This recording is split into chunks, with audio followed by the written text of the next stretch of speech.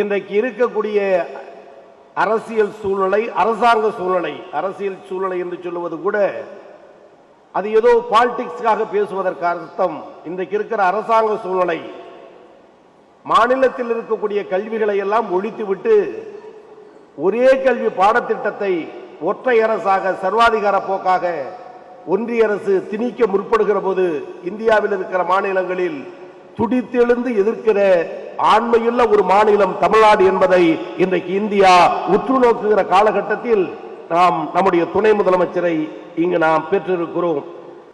அதேபோல் பெண்களுக்குரிய சிறப்பு திட்டங்கள் இன்றைக்கு பார்த்து பார்த்து நம்முடைய தமிழக முதலமைச்சர் வழங்கி கொண்டிருக்கிற காரணத்தால் தான் அதிகமான பெண் காவலர்கள் உள்ள மாநிலம் இந்தியாவில் தமிழ்நாடு 3ஆம் இடத்தை பிடித்திருக்கிறது.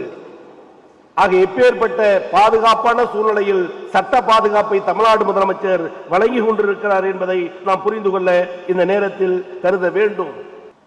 இந்தியாவிலே எந்த மாநிலத்திற்கு என்ன மாநில உரிமைக்கு எந்த தீங்கு வந்தாலும், ஒரு இடர்பாடு வந்தாலும் முதல்ல குரல் கொடுக்கின்ற ஒரு மாநிலம் தமிழ்நாடு என்று குறிப்பிட்டார்.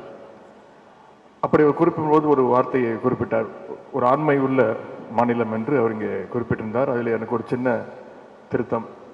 இங்கே ஆண்களுக்கு நிகராக பெண்களும் இங்கே இருக்கின்றார்கள்.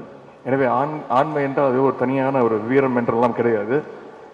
அவர் குறிப்பிட்ட போது இன்னொரு வார்த்தையும் குறிப்பிட்டார்.